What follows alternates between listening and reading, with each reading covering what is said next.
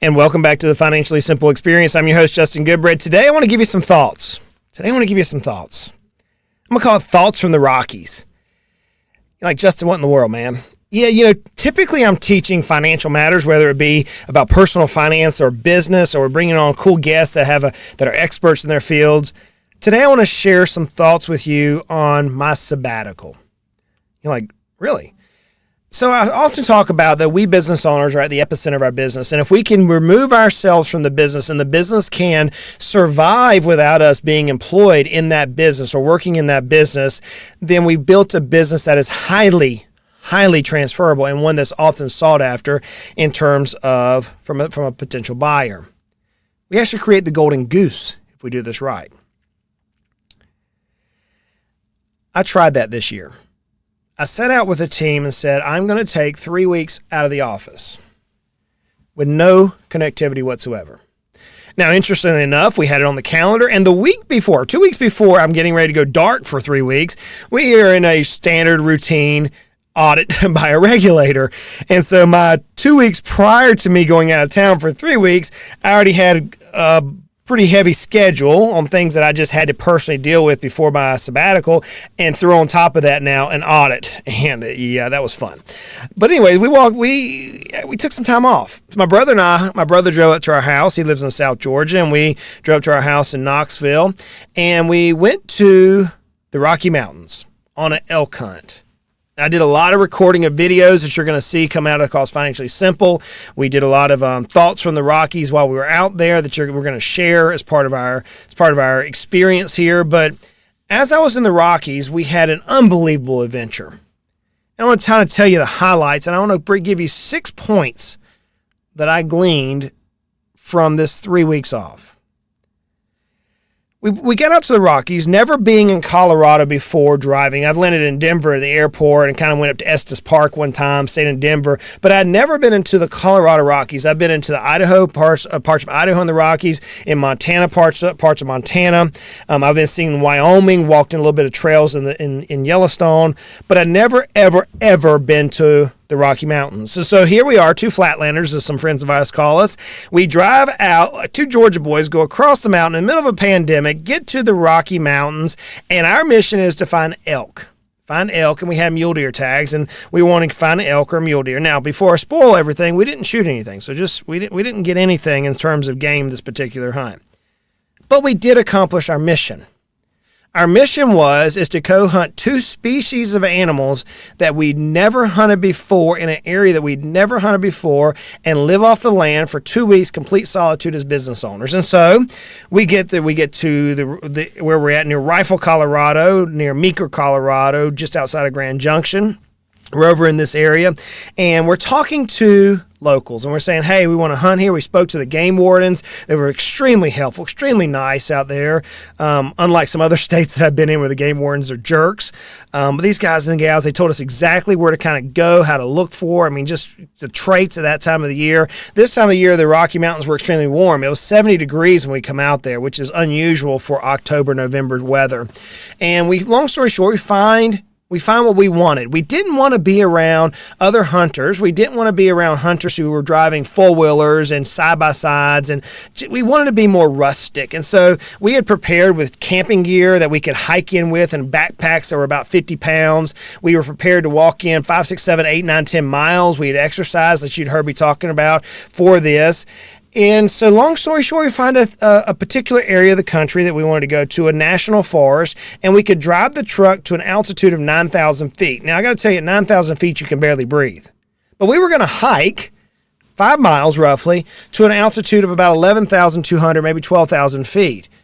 Now, Pikes Peak in Colorado is just over 14,000. We were up there. We were way up on. In fact, this is the summer grazing range for elk to go. It's amazing. It's beautiful. I cannot put into words the pictures I saw. So here we are. We walk into the mountains, literally hustle, take 5 steps, take a breath, and try to get our lungs acclimated. We get 5 miles in. We pitch our tent. Very first morning out there, we walk out to get some water out of one of these mountain streams that's just pristine.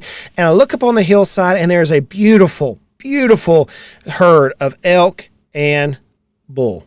A big, massive bull elk, one that's legal for us to take.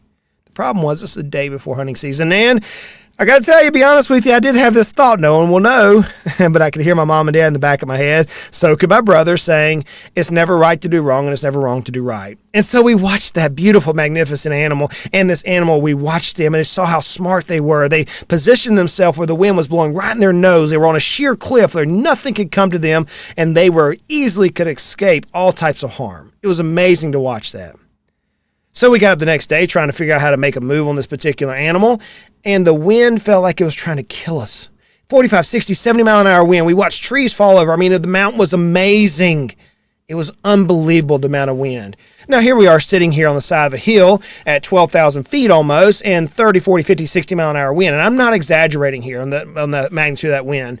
We're out here watching for these animals, and these animals are smart. They're hidden behind rocks, and so we hide behind rocks and spent the day trying to find them, and no luck. Next morning, we wake up to a white dusting on the ground, a white dusting of snow. It had dropped down to about 30 degrees in that night, and the temperature was set to drop. We knew it was going to get to single digits. We figured that out. So we wake up, and there's a dusting of snow, so we start walking, and before you know it, the snow turns from a dusting to 3 inches. To 4 inches, and it became a little bit more difficult for us flatlanders to walk. And so we said, hey, let's go sit out in our tent, just wait this thing out. This thing should blow over. We were expecting 3 to 6 inches of snow. So we go to our tent. We're in our tent with our stove that we had backpacked in with us. And we open the tent door to step out of the tent for a second. And it's roughly a foot to a foot and a half of snow on the ground. Now, we're from the South. My brother lives 14 foot above sea level. I live in Knoxville, Tennessee, where we get snow and the whole town shuts down. Here we are 5 miles, 4,000 foot above our truck almost, 5 miles in with backpacks and survival gear. We decided at that point that it was time for the 2 flatlanders from South Georgia to get off the top of the mountain. And thank God we did. It ended up snowing almost 3 feet up there. And as we came down this mountain, this 5.5 mile hike that we did in just under 3.5 hours going up took us almost 8 hours coming down. See, the snow was difficult. The snow became treacherous. There was a section that we covered about 500 yards where there was about a 500 to 600 sheer cliff, and we only had a horse trail to walk on that was only about 18 to 24 inches wide with rocks in it at a slanted angle toward this sheer cliff. And as we're walking down through the snow, you can't see the cliff. You can't see where you're walking. You can see the fall off where you would fall to your death if you slipped. And we're trudging through the snow, and we're talking, and we're laughing. We're talking about that. Hey, how in the world do we get ourselves in this situation? After a long hike, completing one of the hardest things I've ever done in my life, and I've done some half Ironman. This was hard. We had our backpacks went from 50 pounds to possibly 100 pounds because of the freezing of the snow on it and the ice. We were having to chip ice off our backpacks as the temperature dropped down to negative temperatures as we're moving this 5.5 mile journey down. You're like, Justin, you've lost your ever-loving mind. Hey, look, I would do it again today. It was that much fun. It was an adventure. And the photos and the memories my brother and I created will live on for our entire lifetime. We get down off this mountain, and so we decide, hey, look, we're going to drop from 9,000 feet back down to the towns where they're about 3,000, 4,000, 5,000 feet, depending on which town you're looking at, and get some advice from the locals. So we did, and we ended up hunting at about a 6,000 foot altitude, not much snow on the ground, and we see all sorts of animals. We see mule deer, we see white-tailed deer, we see elk, we see a lot of different animals, we see grouse. It's amazing to see God's creation out there moving around. But it wasn't what we were looking for. We had to find a particular type, size of an animal. And so the local said, you got to go up to 10,000 feet. So we drove about 2 hours south. We repositioned. We drove about 2 hours south to gain a different perspective. And we did. We found a different perspective. We found that 10,000 foot, 2 hours south of where we previously were. The snow wasn't as bad. It was still cold. I mean, it was -6, -7, -18 degrees one morning while we were out there. But we were able to find and get into the game. We saw hunters who had found the type of game that we were looking for. As we came onto this particular mountain at about 10,000 foot, give or take, we noticed that as we were pulling on this mountain road, the locals that had Colorado tags from the very town that we were staying in during our transition were leaving. And we stopped and we talked to him and said, hey, we're from South Georgia, man. We're just trying to find this. He goes, man, good luck to you. We've already found our game. If you go down the road here, Peace, you'll see where we had our camp set up. Y'all go there. Here, they told us exactly where to go. And whenever we got up there, we went and we could see animals. Once again, what we were looking for. It was amazing. The locals knew what they were doing. They also knew what they were doing. He made a comment and said the mountain's going to thaw. And that's all he said. And we didn't think anything about it. The very next day, we found out what that meant. We actually had to use come-alongs and ropes to tie my brother's brand new vehicle onto the road to keep it from sliding off the mountain because of the thawing effect. We had to put snow chains on a four-wheel drive truck to come down the mountain to keep it from falling off. Ultimately, we had a blast. We put in almost 50 miles with backpacks on that were 40, 50 pounds of weight at any given time, sometimes heavier than that. We saw hundreds of animals. We had experiences and memories that were created. But there were a lot of points that we take. I want to give you 6 things that I come to realize yet again. Owning a business is one of the most difficult things we can do. At some point, we've all considered hanging up and selling, but is the saleable value of your business what you think it is? Heritage Business Advisors can help you to maximize your business's value through targeted value growth and exit planning. To learn more, visit heritagebusinessadvisors.com.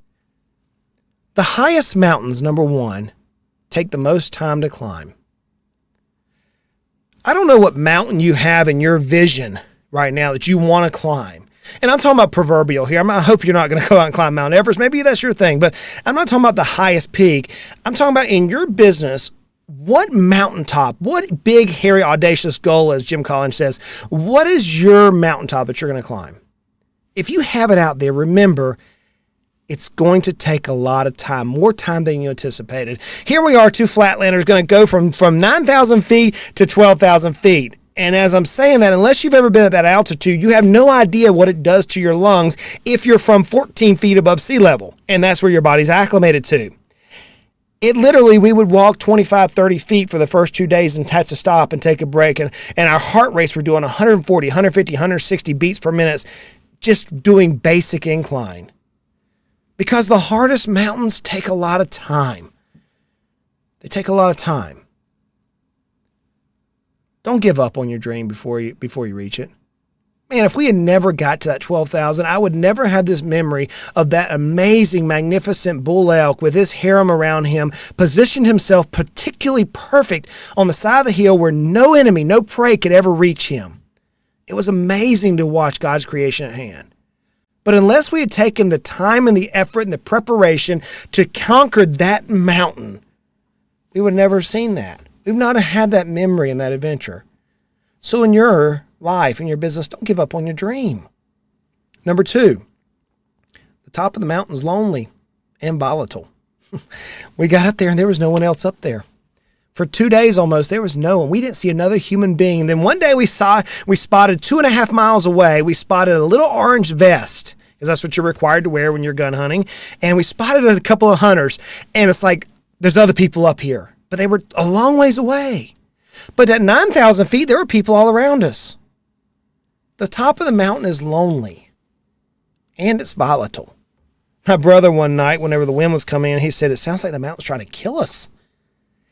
At the top of the mountain, you take a lot of shots. In business, when you reach that goal, you're going to take a lot of shots. It's going to be volatile. People, employees, customers, vendors, politicians, friends, family are going to take shots. Maybe not in the intent to wound you, but they hurt nonetheless. I've experienced this, and I know you have as well. Don't forget, the top of the mountain is lonely, but it's volatile, but it's rewarding. We were at 12,000 feet, and we could see the entire vista of Colorado on a beautiful, clear day. We could see mountain peaks at 13,000 feet and see that there was no snow on one side and snow on the other. And we could look across. It was amazing, the video. And pictures do not do it justice. But we would never have seen that unless we journeyed to the top of the mountain and experienced a little bit of loneliness. But mountaintops are not designed to live on. It's too volatile. It's too volatile. We have to come off the mountain. And oftentimes, friends, what takes us off the mountain is far more brutal than the climb to get there. See, we walked up this mountain with no snow, in beautiful weather, short sleeve shirts, literally short sleeve shirts, walked up the mountain. Really no stress. Laughing, joking, out of breath, but laughing and joking. We came off that mountain in 2 foot, almost 3 foot of snow in some places, with sheer cliffs, not being able to see your feet, trying to figure out where the trail is, using GPSs every 4, 5, 6 feet, watching the sun go down, have a snow blow in your face. One wrong step could have been deadly, literally. Once you reach the top of your mountain in your business, something is going to remove you from that. It could be a team member. It could be a lawsuit. It could be competition. It could be just being physically tired. Something is going to remove you, and it's going to hurt so much. Our bodies literally ached whenever we got to the truck. We felt like we had been beat with a stick. We had spent 8 hours coming through the snow with almost, at any given time, almost 100 pounds because of the way that ice packed onto our backs. Coming down this thing, our bodies were bruised. They hurt. Coming down the mountain is often harder. But if we know that, do we still climb the mountain? Absolutely, we climb the mountain because the view and the reward and the experience is like no other. But don't forget, the trip down is going to be brutal. It will be brutal. Number 4, like we did, we repositioned. We were forced to reposition. We repositioned. It gave us a different perspective, but it cost us valuable time. We could have stayed on top of the mountain. We could have. They actually called rescue in on this particular mountain to get 3 hunters off of because the snow had gotten 3.5 foot deep and it started freezing down to the negative temperatures. We could have stayed up there. We came down and we repositioned. It gave us a different perspective. We were able to see different game, different parts of the country, beautiful, beautiful things that we had never dreamed of seeing before. But it cost us valuable time. We ended up losing 2 days of our 10-day hunting trip because of repositioning. And in your business, if you find yourself having to reposition your business, give yourself some grace. Give yourself a little bit of time. You're not going to keep the same momentum of your story, of your goal, because of the repositioning. Number 5, guides save time, money, frustration, and potential harm. We wanted to do something that very few had done before, at least in our world. We wanted to go out and use all the knowledge that my fathers and our friends have invested in our lives of living outdoors and surviving on the land. We wanted to use that to accomplish a mission. And candidly, friends, we could have taken a lot of our game that we saw. We were able to accomplish our goal, but had we hired a guide, it would have cost us less, believe it or not. We would have cost less money. We would have been more efficient in our time. Our frustration level would have been a lot less. And the guides knew the potential harm. Just think about the very fact that these locals got off the mountain because of thawing. We did not realize that whenever the snow melts, that the Rocky Mountains in that part of the country turn into a land mudslide. We had no idea, but the locals did. And they were preparing themselves for potential harm. They didn't know it was going to happen. They didn't want to crush our dreams. They did make a comment. We just didn't know how to interpret their comment. But here we are with a very, very expensive vehicle on the side of a mountain that, except for some redneck ingenuity and some country boy know-how, we might have lost that truck down the side of a mountain, never to be seen on having an insurance claim. See, guides help us. Same's true in our business. I'm actually working on hiring a new business coach for our own business right now. We're interviewing 3 or 4. I know that it's going to cost us $3,000, $4,000, $5,000, $6,000, $7,000 a month. I know that, but because of their abilities and their time, they're going to save us time, money, frustration, and potential harm. That's the goal of a guide. That's why we hire them. So hire a guide for your business.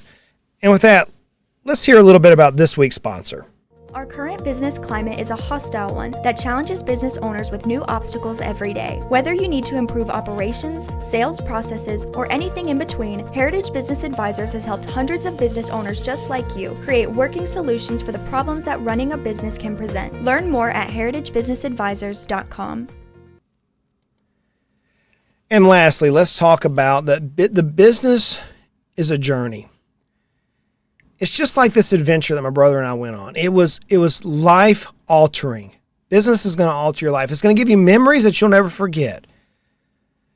Does it mean because of the potential harm, because of the potential being tired, because of a 24-hour truck drive, because of whatever the thing is that you don't take the trip? No. You take the trip, you do this thing called business, and you make memories along the way, and you capture these memories and photos and videos and life rewards and rewards in your business, and you share the journey and you share your dream and your vision with your friends, and you let them rejoice alongside of you, because it is truly that if nothing is ventured, nothing is gained. I remember reading Napoleon Hill's book, Think and Grow Rich, for the first time. I remember reading Robert Kiyosaki's book, Rich Dad, Poor Dad, for the first time. I can remember reading Gary Vaynerchuk's book, Crushing It, for the first time. I can remember reading Dave Ramsey's book, EntreLeadership, for the first time. I can remember reading my book, The Ultimate Sale, and now the new one, Your Baby's Ugly, the first time. In every one of these books, from the one written way back at the beginning of the century to my most recent one that's yet to be presented to individuals yet, they all say the same exact thing. We business owners don't work for money. The successful ones don't work for money. It's not that we're trying to go out and grab more money. It's because we really have a mountain that we want to climb. Maybe it's that you can create some sort of a widget for your fellow Americans or your fellow humans for that matter. Maybe it's because you're providing an excellent service that only you can fulfill. Maybe it's because you're a great teacher. Whatever it is, we business owners don't climb the mountain for money. We climb it for the experience, for the passion, for the effect that we're going to be able to have on others. So those are 6 thoughts from my trip to the Rocky Mountains. Oh, and by the way, 3 weeks gone, the business survived and thrived while I was gone. How about you? Mr. Business Owner, Mrs. Business Owner, can you take 3 weeks away from your business? Will it survive? Will it thrive? If not, let's make 2021 the best year ever. Y'all reach out to us. We can help you.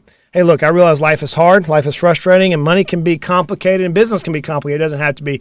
We're going to continue to make our lives at least financially simple. Y'all make it a great day. This tip is for informational purposes only. Please speak with a competent financial advisor regarding your specific needs. Justin Goodbread is a registered investment advisor with Heritage Investors. Visit heritageinvestor.com, financiallysimple.com for additional information.